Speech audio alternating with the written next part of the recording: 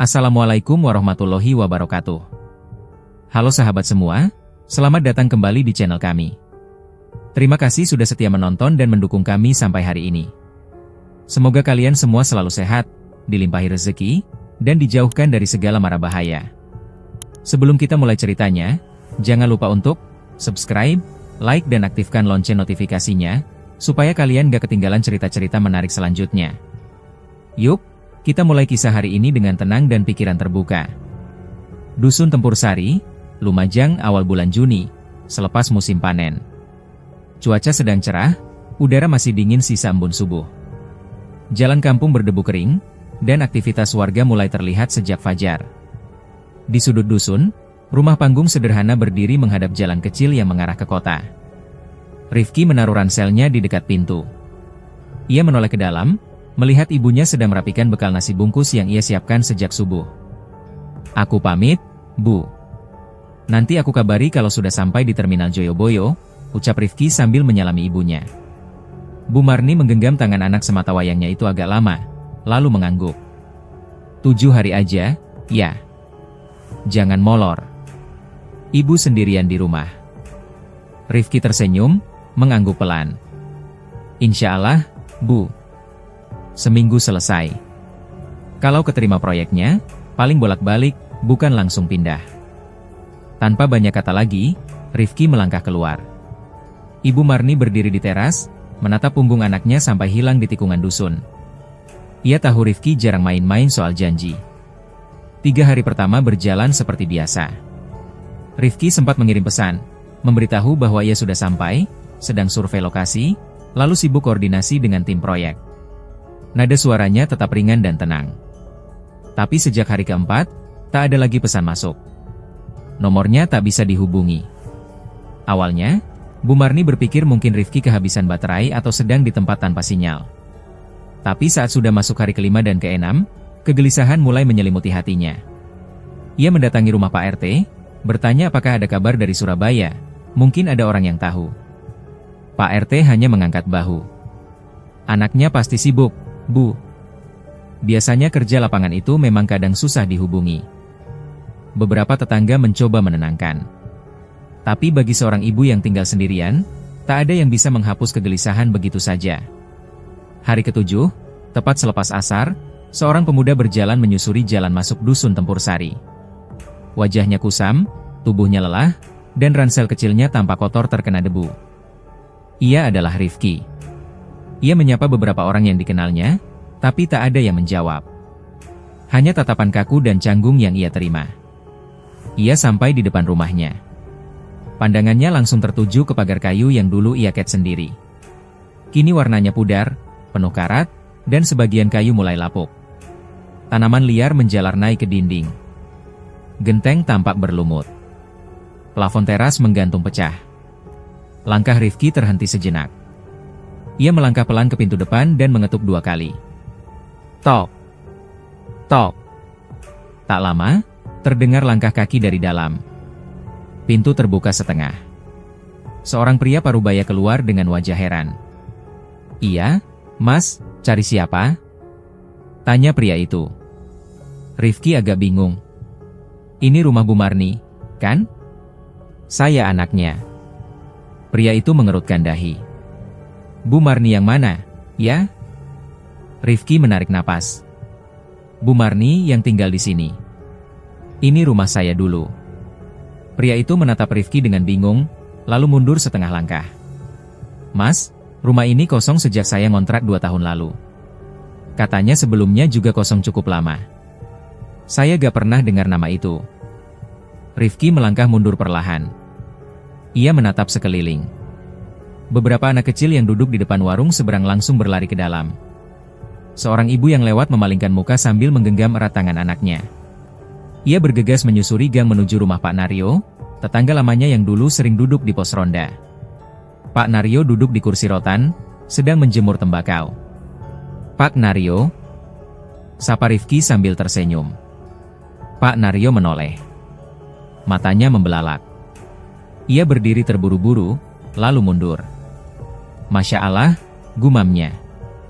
"Rifki?" "Iya, Pak." Ini saya. Pak Naryo terdiam, tubuhnya gemetar.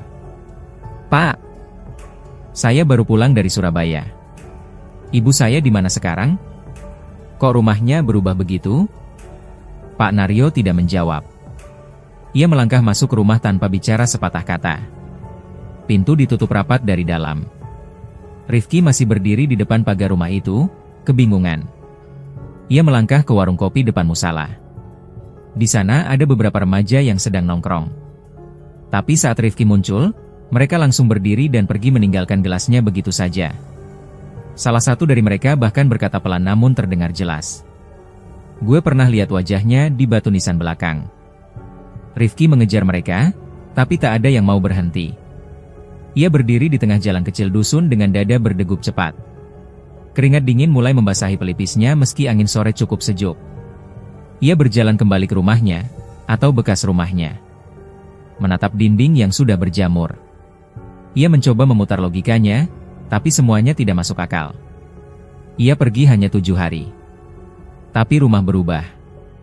Warga berubah. Dan semua menatapnya seperti ia bukan bagian dari tempat ini lagi. Di tengah kebingungannya, Rifki duduk di undakan tangga depan rumah kosong itu.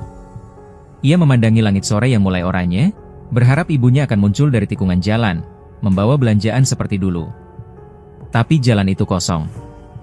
Tak ada siapapun. Dan tak ada yang memanggil namanya. Sore di dusun Tempur Sari masih tenang, tapi kepala Rifki penuh pertanyaan.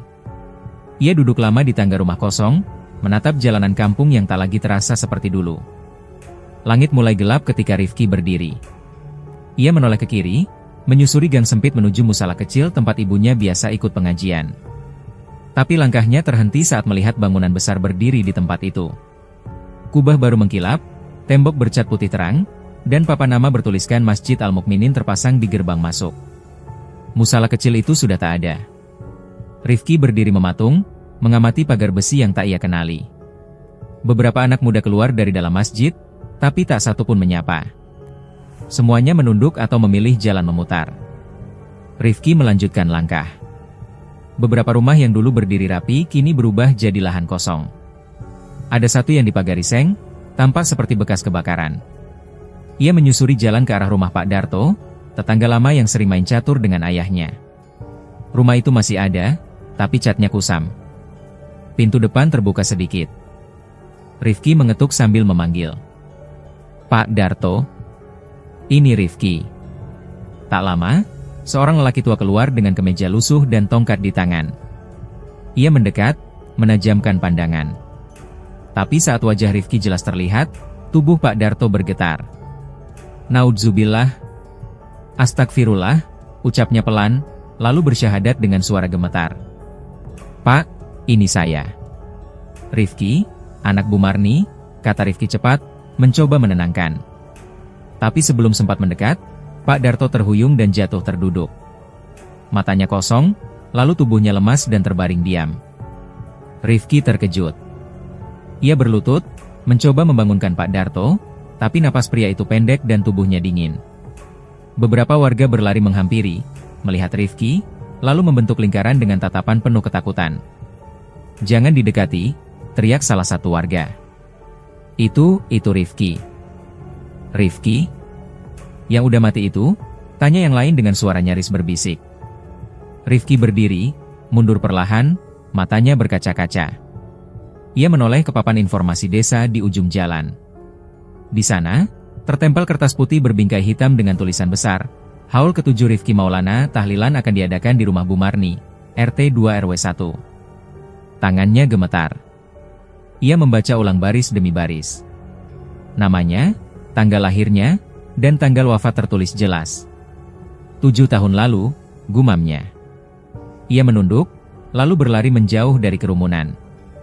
Langkah Rifki membawanya ke ujung dusun. Ia menyusuri jalan tanah menuju perbatasan desa, mengikuti petunjuk dari pamflet. Rumah ibunya tak lagi di tempat semula. Beberapa orang menyebut Bu Marni pindah ke kontrakan di Dusun Kertosono, hanya 10 menit jalan kaki dari sana. Dengan napas tak beraturan dan jantung berdebar kencang, Rifki menyusuri jalan setapak sambil menunduk. Suara jangkrik di kiri kanan makin keras, dan suasana mulai pekat oleh kabut tipis. Sampai akhirnya, ia menemukan sebuah rumah kecil berdinding papan, lampunya redup, dan ada sandal wanita tergeletak di depan pintu. Rifki ragu sejenak, lalu mengetuk pintu pelan. "Bu?" Suara kursi bergeser terdengar dari dalam. Tak lama, pintu dibuka. Seorang wanita tua dengan kerudung lusuh muncul. Rifki terdiam. Wajah itu tak berubah, hanya kini lebih kurus dan tampak lelah. Matanya sayu, pipinya cekung, dan rambut putih keluar dari ujung kerudung. "Bu, ini aku." "Rifki?" Wanita itu mematung. Matanya terbuka lebar, lalu mulutnya gemetar. Ia mundur 2 langkah. "Tidak, kamu bukan Rifki," bisiknya pelan. "Rifki anak saya sudah mati, 7 tahun lalu jasadnya ketemu di sungai, sudah dikubur." "Tidak, Bu, dengar dulu. Aku cuma pergi seminggu. Aku tinggal di hotel, kerja sebentar, lalu pulang. Ini belum ada 7 hari, kata Rifki dengan suara bergetar. "Bohong," teriak ibunya. "Kamu jangan ganggu saya lagi. Pergi."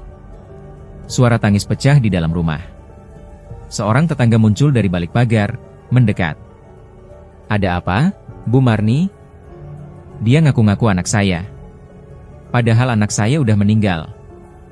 Rifki hanya berdiri, matanya mulai basah. Ia ingin menjelaskan, tapi mulutnya kaku. Tangannya terangkat separuh, tak tahu harus memeluk atau mundur. Ibunya terus menangis, dan Rifki merasa tubuhnya semakin jauh dari tempat itu, meski ia belum melangkah 1 inci pun. Seseorang dari dalam rumah menutup pintu perlahan. Rifki tetap berdiri, menatap pintu kayu yang kini menjadi batas antara dirinya dan orang yang paling ia sayangi. Tak ada suara lain. Hanya desahan angin malam yang melewati sela-sela genting dan suara langkah kaki warga yang menjauh perlahan. Di bawah cahaya temaram lampu jalan, Rifki menunduk. Tidak ada yang memeluknya. Tidak ada yang menyambutnya pulang. Dan tidak ada yang percaya bahwa ia masih hidup. Malam turun perlahan saat Rifki masih berdiri di depan rumah kontrakan ibunya yang kini menolaknya. Lampu jalan menyala satu-satu, dan suara jangkrik makin jelas di telinga. Tapi dalam tubuh Rifki, hanya ada dingin yang tak ia pahami. Ia tidak tahu harus kemana, dan tidak tahu siapa lagi yang bisa diajak bicara. Rifki menyusuri jalan pelan, mengikuti arah kaki tanpa rencana. Beberapa warga berjalan berkelompok sambil membawa bunga dan air dalam botol plastik. Mereka saling berbisik pelan, dan Rifki segera sadar bahwa malam itu ada tahlilan. Ia mengikuti mereka dari kejauhan, tanpa suara. Jalan menuju pemakaman berada di ujung dusun, melewati kebun pisang dan pohon bambu tua. Rifki ingat pernah datang ke sana saat kecil, menyalakan lilin bersama ayahnya saat malam Jumat Kliwon. Langkahnya makin lambat ketika mereka tiba di gerbang makam. Beberapa orang menyalakan lampu minyak, sebagian lainnya mulai membaca doa pelan. Rifki berdiri di luar pagar, tak ingin langsung masuk. Ia memperhatikan satu persatu nisan yang tertata rapi. Di sisi kiri makam, ada papan kayu putih dengan bunga yang masih segar di atasnya. Rifki berjalan mendekat. Ia berhenti tepat di depan nisan itu. Tertulis jelas, Rifki Maulana. Lahir, 8 Agustus 1994, wafat, 2 Juni 2016. Tangannya gemetar. Ia menunduk, menatap tanah yang tampak masih padat, seperti sering dibersihkan. Rifki menarik napas dalam, tapi dadanya malah sesak. Ia berjongkok, menyentuh tanah di depan nisan itu. Terasa dingin, tapi nyata. Ia memejamkan mata, mencoba mengingat. Tapi yang ia ingat hanya malam terakhir ia tidur di hotel. Esoknya ia bangun, bersiap pulang. Tidak ada kecelakaan. Tidak ada banjir. Tidak ada kabar buruk. Tapi sekarang, namanya tertulis sebagai orang mati. Dia datang. Suara pelan dari arah belakang membuat Rifki berdiri cepat. Seorang pria muda menunjuk ke arahnya. Itu dia, itu Rifki. Beberapa orang lain menoleh. Seorang ibu menjerit pelan. Ya Allah, arwahnya datang ke makamnya sendiri. Rifki melangkah mundur, tak tahu harus menjelaskan apa. Dalam hitungan detik, suasana makam menjadi tegang. Warga perlahan menjauh darinya, sebagian menarik anggota keluarganya mundur. Tak ada yang berani mendekat. Bahkan lampu minyak di dekat nisannya mulai padam satu persatu. Rifki berdiri sendiri di tengah makam, ditatap seperti hantu yang tersesat. Ia berbalik, meninggalkan pemakaman dalam langkah tergesa. Nafasnya memburu. Ia berjalan ke arah masjid baru yang tadi ia lihat sore hari. Warga mulai berkumpul untuk salat Isya. Ia ikut masuk, mengambil air wudhu, lalu duduk di saf paling belakang.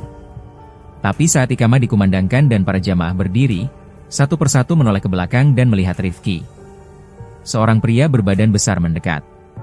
"Kamu siapa?" Suaranya rendah namun tajam. "Saya, cuma mau salat," jawab Rifki pelan. Pria itu mencengkeram lengannya. "Kamu bukan orang sini. Kami tahu kamu siapa. Jangan ikut salat dengan orang hidup." Rifki mencoba menjelaskan, tapi pria itu menariknya keluar dari saf. Seorang jamaah lain menutup pintu masjid dari dalam. Rifki berdiri di luar dengan kaki gemetar. Adzan kedua dikumandangkan lagi, tapi pintu tetap tertutup baginya. Hening. Tak ada angin. Tak ada suara dari dalam. Hanya lampu luar masjid yang menyala redup dan suara binatang malam yang seolah menertawakannya. Ia menunduk, berjalan kembali ke jalan kecil yang menuju rumah sahabat lamanya, Dimas. Rumah itu berada di dekat kebun tebu kecil, agak tersembunyi.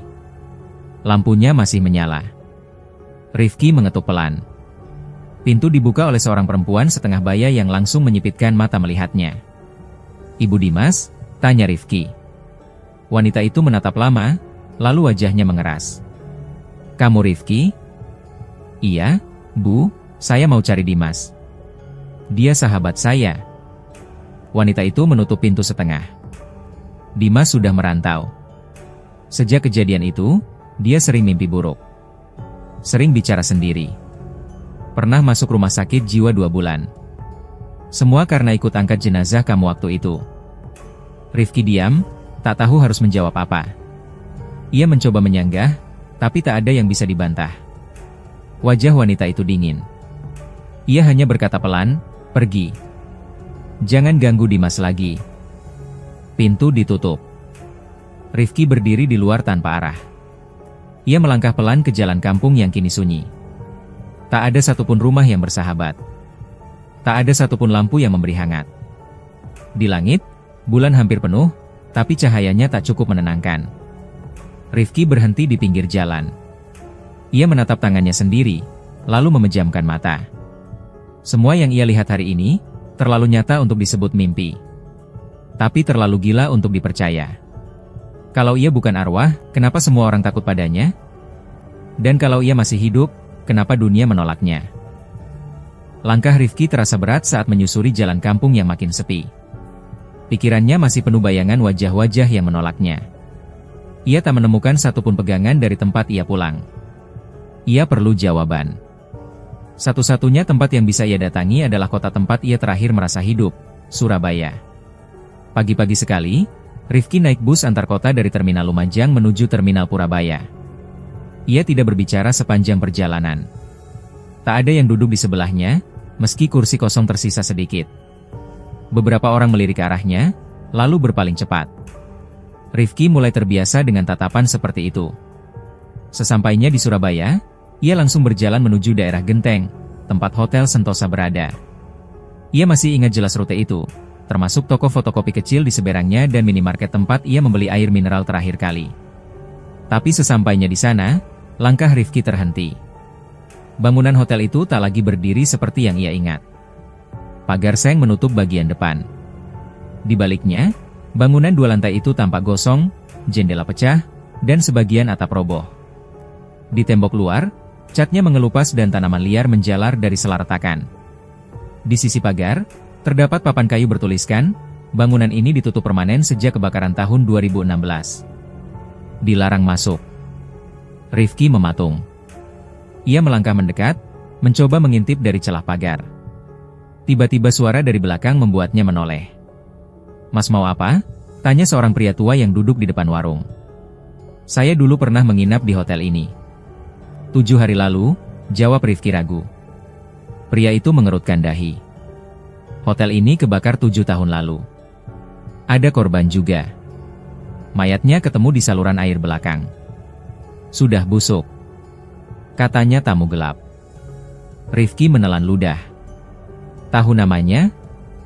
Kalau gak salah, Rifki. Rifki Maulana. Rifki tak bisa berkata apa-apa. Ia mundur beberapa langkah, lalu berjalan memutar ke arah belakang bangunan. Jalan sempit itu masih sama seperti dulu, tapi tak ada suara air seperti yang ia ingat. Di dekat saluran pembuangan yang penuh sampah, ia berdiri diam. Tubuhnya terasa ringan, tapi leher dan pundaknya mulai kaku.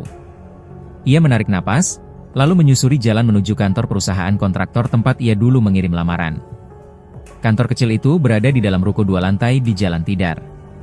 Pelang nama perusahaan masih tergantung. Ia masuk, bertemu dengan seorang pegawai di meja depan. Permisi. Saya mau bertanya soal lamaran kerja yang saya ajukan seminggu lalu. Nama saya Rifki Maulana. Wanita di balik meja membuka komputer, lalu mengetik sesuatu. Kapan Bapak kirim lamaran? Hari Selasa, minggu lalu. Saya juga sudah wawancara. Harusnya sekarang proses lanjut. Wanita itu menatap layar beberapa detik, lalu menoleh lagi. Maaf, Pak. Kami tidak punya data lamaran atas nama itu. Rifki mencoba mengingat. Saya bertemu Pak Lukman. Saya menginap di Hotel Sentosa. Kami bahas proyek pengecoran. Pak Lukman sudah pindah tugas sejak 5 tahun lalu. Dan Hotel Sentosa itu sudah tutup lama, potong wanita itu pelan. Tidak mungkin, ucap Rifki hampir berbisik. Wanita itu menatapnya lebih lama. Maaf, Pak. Bapak tidak apa-apa? Rifki tak menjawab. Ia berbalik dan keluar dari kantor itu. Jalanan ramai, kendaraan lalu lalang, tapi ia merasa tak ada satupun yang benar-benar melihatnya. Ia kembali ke daerah Genteng, berdiri di depan bangunan hotel tua. Matahari hampir tenggelam, langit mulai oranye. Ia melangkah ke sisi samping hotel, di mana pintu belakangnya dibiarkan terbuka. Ia masuk perlahan. Lantai dalam sudah kotor, sebagian ubin pecah, dan debu memenuhi udara. Dinding dipenuhi coretan. Ia menyusuri lorong, melewati kamar-kamar kosong. Sampai di kamar paling ujung kamar tempat ia dulu menginap, ia membuka pintunya. Ranjang usang di pojok ruangan masih ada. Meja kecil terguling. Cermin di dinding retak, tapi masih bisa memantulkan bayangan. Rifki mendekat. Ia menatap wajahnya sendiri.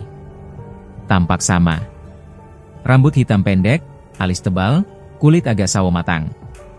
Tapi ada yang berbeda. Ia mencoba bernapas ke arah cermin. Tidak ada embun. Ia menempelkan telapak tangan ke dadanya. Dingin. Sangat dingin. Seperti tidak ada detak. Ia menelan ludah, lalu tertawa pelan. Kalau aku masih hidup, kenapa cermin ini tak memantulkan napasku, gumamnya. Ia duduk di ranjang tua, memandangi jendela yang sudah pecah. Udara sore masuk lewat celah kayu yang berlubang. Ia menarik lutut ke dada, membungkam wajahnya sendiri dalam keheningan. Ia tak tahu apa yang lebih menakutkan, dianggap sudah mati, atau merasa dirinya benar-benar bukan lagi orang hidup. Rifki masih duduk di ranjang tua kamar hotel yang sudah terbakar. Pandangannya kosong ke cermin pecah di depannya. Tidak ada napas yang membekas. Tidak ada detak di dadanya. Dunia yang ia kenal semakin jauh dari dirinya. Malam itu juga, ia putuskan kembali ke desanya.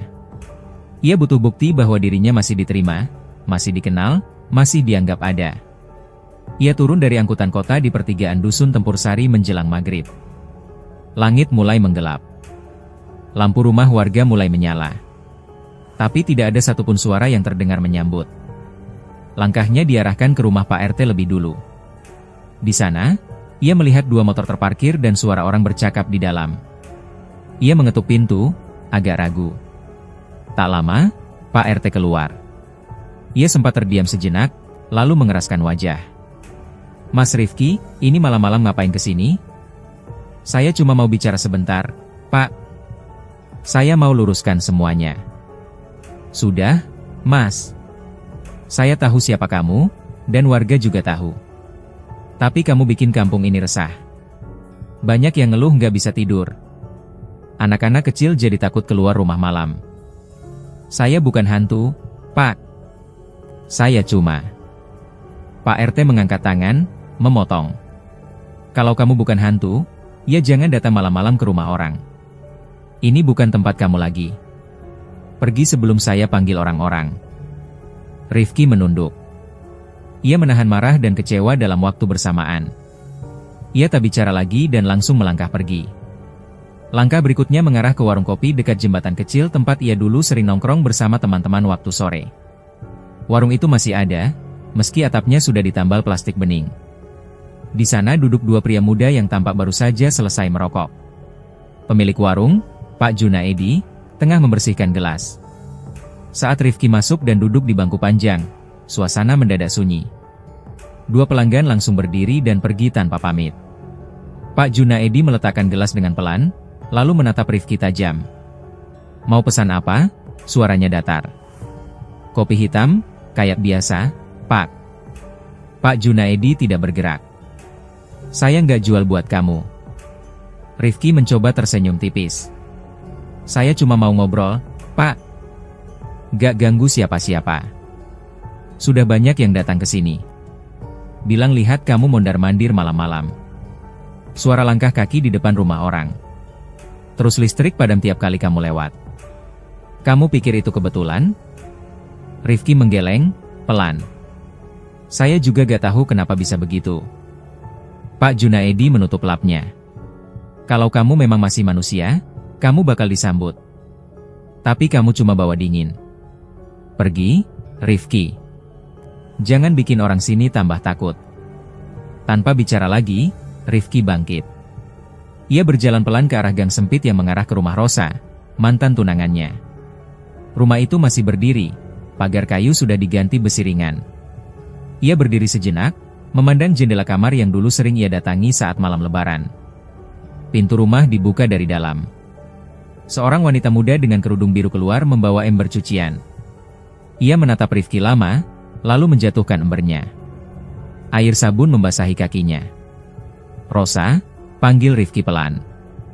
Wanita itu melangkah mundur. Wajahnya pucat. Mas kamu gak mungkin. Aku cuma mau bicara sebentar. Rosa membuka pintu sedikit lebih lebar.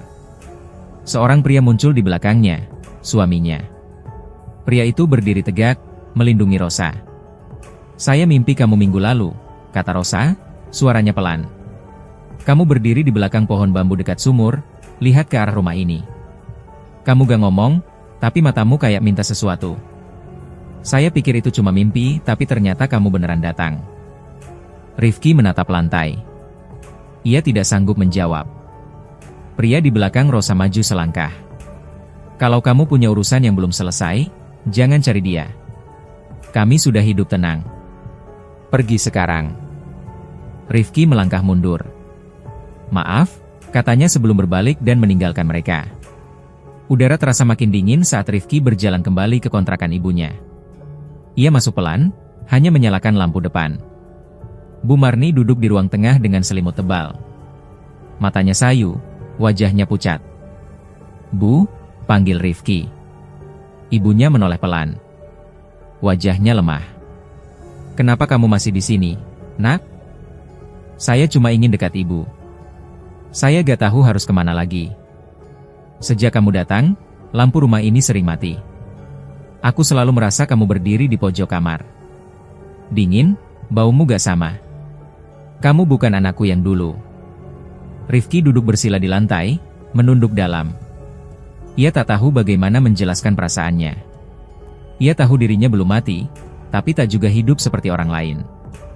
Setiap malam, tubuhnya makin dingin. Langkah kakinya makin ringan, seperti tak menyentuh tanah. Dan sejak ia kembali dari Surabaya, ia sering merasa diikuti. Setiap ia menoleh, tak ada siapa-siapa.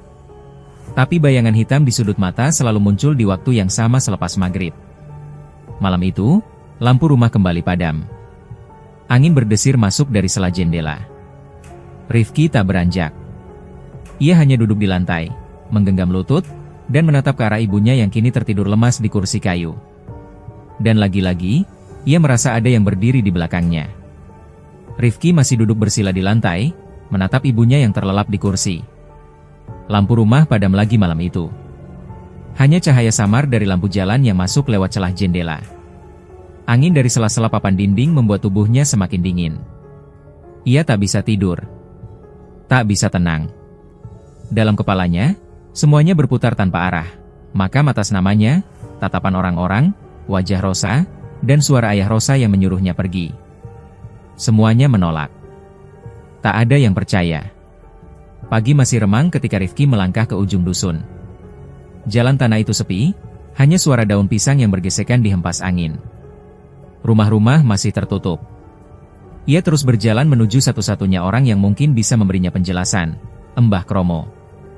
Gubuk tempat Mbah Kromo berada letaknya agak terpisah dari dusun, berdiri di antara kebun bambu dan pohon nangka tua. Orang-orang bilang, hanya yang benar-benar perlu yang datang ke sana. Rifki tak peduli lagi apa yang dikatakan warga. Ia butuh jawaban. Ia sampai di depan gubuk itu dan mengetuk pelan pintu kayu yang lapuk. Tak lama, terdengar suara dari dalam. "Masuk, Rifki." Rifki terdiam. Ia belum bicara, tapi Mbah Kromo sudah menyebut namanya. Ia mendorong pintu dan masuk. Ruangan itu pengap, hanya diterangi cahaya dari lubang kecil di atas jendela. Bau dupa dan akar-akaran menyengat. Di sudut ruangan, Mbah Kromo duduk bersila di atas tikar. Wajahnya keriput, rambutnya putih menyebar tak teratur, dan matanya tajam. "Sudah waktunya kamu kesini," ucap Mbah Kromo tanpa ekspresi. Rifki duduk di hadapannya, mencoba menenangkan diri. Saya cuma ingin tahu apa yang sebenarnya terjadi pada saya." Mbah Kromo mengangguk pelan. "Kamu bukan orang pertama yang datang dengan wajah itu. Tapi kamu termasuk yang paling lama sadar. Saya gak mati, Mbah. Saya tidur di hotel, bangun, dan pulang. 7 hari. Bukan 7 tahun. Mbah Kromo membuka laci kecil di sampingnya dan mengeluarkan kain putih kusam yang dilipat rapi. "Ini kain kafan yang digunakan untuk menutupi jenazahmu sebelum dimakamkan. Ibumu minta aku simpan sebagian, buat penolak gangguan. Tapi sejak kamu datang, kain ini mulai basah sendiri." Rifki menatap kain itu lama. Ia ragu. Tapi tangannya perlahan terulur. "Kalau kamu benar masih hidup," kata Mbah Kromo, "sentuh kain ini." Jari Rifki menyentuh permukaan kain itu. Awalnya tak terjadi apa-apa. Tapi dalam hitungan detik, tubuhnya menggigil hebat. Perutnya mual, lalu mulutnya terbuka sendiri. Ia muntah darah di depan tikar Mbah Kromo. Tangannya gemetar, tubuhnya limbung. Mbah Kromo tidak bereaksi. Ia tetap duduk tenang. "Apa maksudnya ini, Mbah?" Rifki bertanya sambil menghapus darah di bibirnya. "Yang pulang itu bukan jasadmu. Yang kembali ke dusun adalah sisa ingatanmu. Kamu tertinggal. Waktumu sudah habis, tapi keinginanmu untuk pulang terlalu kuat. Sampai-sampai kamu kembali, tapi tidak sebagai manusia utuh." Rifki menggeleng. "Tapi saya sadar, saya berpikir, saya bisa bicara, bisa menyentuh orang." "Kamu berpikir, iya. Tapi tubuhmu bukan milik dunia ini lagi. Makanya, semua orang merasa dingin saat kamu lewat. Listrik padam. Suara langkahmu tak selalu terdengar.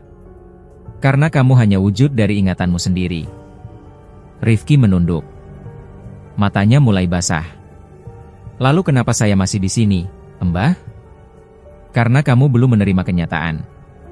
Karena kamu masih ingin kembali ke tempat yang tidak lagi menerima kamu." Rifki menarik napas dalam-dalam. Tapi udara yang masuk ke paru-parunya tak terasa. Ia memandang tangan sendiri. Jari-jarinya pucat.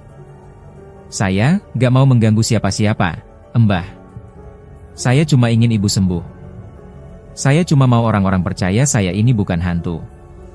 Mbah Kromo memejamkan mata sejenak, lalu berkata, "Selama kamu belum pergi, ibumu tidak akan tenang. Rumah itu akan terus dingin. Orang-orang akan terus melihatmu sebagai bayangan masa lalu." Rifki menatap lantai. Hening memenuhi ruangan. "Kamu masih bisa memilih," lanjut Mbah Kromo. "Tapi kamu tidak bisa kembali seperti semula." Rifki tidak menjawab. Dalam hatinya, masih ada sisa harapan bahwa semuanya akan berubah. Tapi kepalanya mulai menerima apa yang tak bisa dibantah. Ia berdiri perlahan, menatap Mbah Kromo yang masih duduk diam. "Terima kasih, Mbah," katanya pelan sebelum melangkah keluar.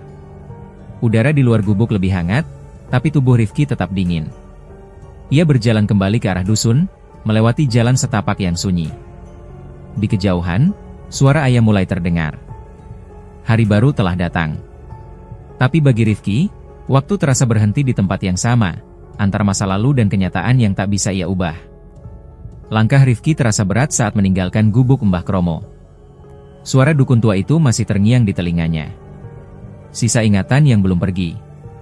Kalimat itu terus berputar dalam kepala, seolah memaku kenyataan bahwa dirinya bukan lagi bagian dari dunia yang ia kenal.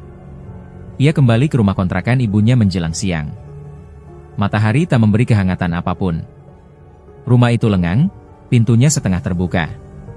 Di dalam, Bu Marni terbaring lemas di atas dipan bambu. Wajahnya pucat, keringat dingin membasahi pelipis. Seorang tetangga, Bu Jarmi, duduk di sampingnya sambil memijat-mijat telapak kaki. "Dari mana aja, Rifki?" tanya Bu Jarmi tanpa menoleh. "Saya dari rumah Mbah Kromo," jawab Rifki pelan. Bu Jarmi berhenti memijat. Ia memandang Rifki dengan tatapan waspada. "Ibumu makin sering kerasukan sejak kamu datang. Tadi pagi, dia sebut-sebut nama kamu sambil nangis, matanya kosong, suaranya kayak bukan suara dia." Rifki menatap ibunya. Bibirnya bergerak-gerak, tapi tak ada suara keluar. Ia duduk di lantai, mencoba menyentuh tangan ibunya. Tapi Bu Jarmi langsung menarik selimut menutupi tubuh Bu Marni. "Jangan dekat-dekat dulu. Biar ibumu tenang," kata Bu Jarmi cepat. Tak lama kemudian, suara gaduh dari luar rumah terdengar. Beberapa warga berkumpul di depan pagar. Di antaranya terlihat Pak Lurah dan Pak Ustaz Hadi. Wajah mereka tegang. Rifki keluar, berdiri di ambang pintu. "Kami perlu bicara," kata Pak Lurah tanpa basa-basi. Rifki mengangguk pelan. "Silakan." Pak Lurah melangkah maju, berdiri tepat di depan Rifki. Beberapa hari ini desa ini tidak tenang. Malam-malam ada suara orang menangis di belakang rumah warga. Ayam-ayam mati mendadak. Anak-anak demam tinggi. Dan tadi pagi ibumu kerasukan. Semua itu terjadi sejak kamu datang. "Saya tidak berniat ganggu siapapun, Pak," jawab Rifki. "Saya cuma ingin kembali ke rumah, ke kampung ini." Pak Ustaz Hadi maju satu langkah. Suaranya lebih lembut tapi tegas. "Tapi kamu bukan lagi bagian dari sini. Kami tahu siapa kamu. Kamu meninggal 7 tahun lalu. Semua warga tahu itu. Kami yang salatkan, kami yang mengubur." Rifki menunduk, berusaha menahan gemetar di dada. "Kalau saya memang bukan bagian dari sini lagi, kenapa saya masih bisa merasakan semuanya? Saya masih bisa lihat, dengar, bicara. Saya masih merasa hidup." Pak Lurah menggeleng pelan. "Rasa hidup itu cuma sisa dari yang pernah ada. Tapi sekarang kamu membuat orang-orang takut. Warga butuh tenang. Ibumu butuh tenang."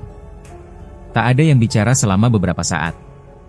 Rifki hanya berdiri, menatap tanah di bawah kakinya. Semua argumen terasa tak berarti. Tak ada satupun dari mereka yang melihatnya sebagai manusia lagi. Akhirnya, ia hanya berkata pelan, "Saya akan pergi." Mereka tidak menjawab. Hanya mengangguk pelan, lalu satu persatu membubarkan diri.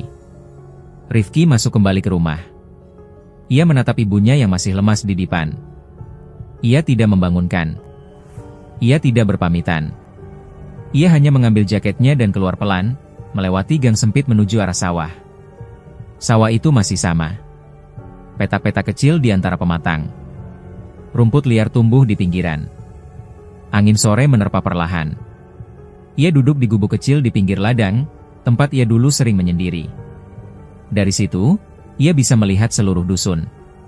Rumah-rumah kecil, kepulan asap dapur, suara ayam, dan deru motor yang lewat di kejauhan. Ia menarik napas panjang. Tapi udara yang masuk tidak mengisi dadanya seperti dulu. Semuanya terasa ringan, hampa. Mas lagi nunggu dijemput, suara kecil dari belakang membuat Rifki menoleh cepat. Seorang anak laki-laki berdiri di antara batang-batang padi muda. Tubuhnya kurus, mengenakan kaos putih kusam, dan sandal jepit longgar. Wajahnya polos, tapi matanya menatap Rifki tanpa takut. "Kamu siapa?" tanya Rifki. "Namaku Gilang." "Rumahku di seberang sana," jawabnya sambil menunjuk ke arah pohon kelapa jauh di ujung. "Kamu sering main ke sini?" Anak itu mengangguk. "Kadang. Tapi tadi aku lihat Mas dari jauh. Makanya aku ke sini." Mereka terdiam sejenak. Anak itu lalu berkata pelan, "Mas bukan orang hidup, ya?" Rifki tidak langsung menjawab. "Aku dengar orang-orang bilang, Mas Rifki itu orang mati yang salah jalan pulang." Rifki menatap anak itu lama. Tidak ada rasa marah, tidak ada kaget. Hanya satu pertanyaan yang muncul dalam hatinya. Kenapa anak kecil bisa mengatakannya sejelas itu? "Aku cuma mau pulang," ucap Rifki lirih. Anak itu mengangguk pelan. "Tapi rumah Mas udah nggak ada. Ibumu juga udah nggak sanggup lihat kamu." Rifki menunduk. Kata-kata itu sederhana, tapi menembus langsung ke dadanya. Ia tahu semuanya benar. Tapi hatinya belum ikhlas. Ia masih ingin mendampingi ibunya, meski tubuhnya bukan lagi tubuh yang diterima dunia. Sore makin gelap. Gilang pamit pulang tanpa banyak bicara. Rifki tetap duduk di gubuk itu. Angin makin kencang, dan kabut tipis mulai turun dari perbukitan. Ia memeluk lututnya, memandangi desa yang tak lagi menyambutnya. Semakin ia bertahan, semakin banyak yang menderita. Tapi semakin ia menjauh, semakin hatinya menolak. Dan malam pun datang tanpa jawaban. Rifki masih duduk di gubuk kecil pinggir sawah, memandangi dusun yang semakin gelap. Suara anak kecil tadi, ucapan yang sederhana namun menusuk, terus terngiang di telinganya. Ia tak tahu harus melakukan apa lagi. Tak ada tempat untuknya kembali. Tak ada yang menunggu. Dan setiap langkahnya hanya menambah luka bagi orang-orang yang pernah ia sayangi. Malam datang perlahan. Udara mulai turun drastis, menusuk ke kulit. Rifki bangkit dari duduknya. Kakinya melangkah pelan, melewati pematang yang licin, lalu menembus jalan setapak yang mengarah ke pemakaman desa. Ia tahu kemana ia harus pergi. Tak ada lagi yang perlu ditunda. Di gerbang makam, lampu minyak sudah dinyalakan. Beberapa warga berdiri mengelilingi sebuah nisan, tapi tak ada suasana tahlilan. Hanya bisik-bisik, dan wajah-wajah yang gelisah. Rifki mengenali suara Pak Lurah, lalu mendengar tangisan tertahan dari arah tandu yang baru saja diletakkan di tanah. Rifki mendekat perlahan. Tubuh ibunya terbaring lemah, matanya terpejam, wajahnya pucat. Dua perempuan tua menggenggam tangannya, berusaha menyadarkannya. Menurut warga, Bu Marni pingsan tadi malam, sesaat setelah melihat Rifki berdiri diam di depan rumahnya untuk kesekian kalinya. Tak satu pun yang berani membangunkan. Dan pagi tadi, tubuhnya hanya bisa terbaring, tanpa tenaga. Rifki berdiri beberapa meter dari kerumunan. Ia memandangi tubuh ibunya lama. Dadanya seperti diremas. Ia ingin memeluk. Ingin bicara. Tapi kaki-kaki yang melangkah mendekat justru menjauhkan dirinya dari ibunya. Mereka membentuk lingkaran, sementara Rifki tetap di luar garis itu. Azan maghrib berkumandang dari kejauhan. Suara muazin mengalun pelan, bersahutan dengan desir angin malam yang membawa wangi bunga dan tanah basah. Rifki melangkah masuk, mendekat ke nisannya sendiri yang kini dikelilingi kelopak bunga yang sudah mengering. Ia duduk pelan di samping nisan itu. Menatap batu bertuliskan namanya, dan tanggal wafat yang kini sudah ia hafal luar kepala. Rifki menunduk, memejamkan mata. Lalu berbisik, "Maaf, Bu." Tangannya terangkat pelan, mencoba menyentuh ujung jari ibunya yang dibiarkan terbuka di atas kain selimut. Tapi saat ia ulurkan tangannya, tak ada yang terasa. Tubuh ibunya menembus telapak tangannya seperti kabut. Tidak ada kehangatan. Tidak ada sambutan. Rifki menangis dalam diam. Tangis itu bukan karena takut. Bukan karena sedih. Tapi karena ia tahu, setiap detik yang ia habiskan di dunia ini telah menyiksa ibunya. Telah membuat semua orang tak bisa tenang. Ia tak lagi punya alasan untuk bertahan. Dari kejauhan, suara bacaan doa mulai terdengar. Pelan, berat, dan lambat. Rifki menoleh. Di sudut makam, Mbah Kromo duduk bersila, membakar dupa dan menggumamkan zikir. Api kecil dari kemenyan menari-nari dalam gelap. Cahaya remang itu seperti menarik sesuatu dari tubuh Rifki. Ia merasa ringan, seperti tak lagi berpijak pada tanah. Desiran angin malam makin kencang. Daun-daun bergetar. Beberapa warga merapatkan jaket. Tak ada yang melihat Rifki duduk di antara mereka. Tapi suara doa terus mengalir, dan perlahan Rifki merasa tubuhnya mulai memudar. Sebelum benar-benar hilang, ia memandang ibunya untuk terakhir kali. Dalam detik yang tenang itu, mata Bu Marni terbuka perlahan. Pandangannya kabur, tapi senyum kecil muncul di sudut bibirnya.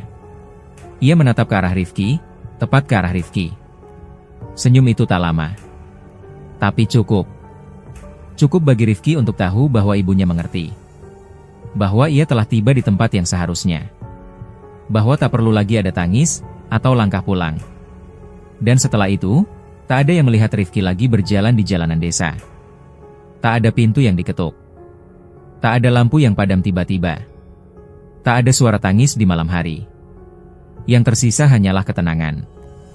Dan satu nisan di pojok makam yang selalu bersih, seolah ada seseorang yang tetap duduk di sampingnya. Terima kasih sudah menyimak cerita ini sampai akhir. Dukungan kalian adalah napas bagi kami untuk terus bercerita. Jika kisah ini membuatmu berpikir, merinding, atau bahkan merenung, jangan lupa tinggalkan jejak di kolom komentar. Like dan subscribe jika kamu ingin terus bersama kami menyusuri sisi gelap kehidupan yang jarang diceritakan. Sampai jumpa di kisah berikutnya. Jaga dirimu, karena tidak semua yang datang bisa kembali. Wassalamualaikum warahmatullahi wabarakatuh.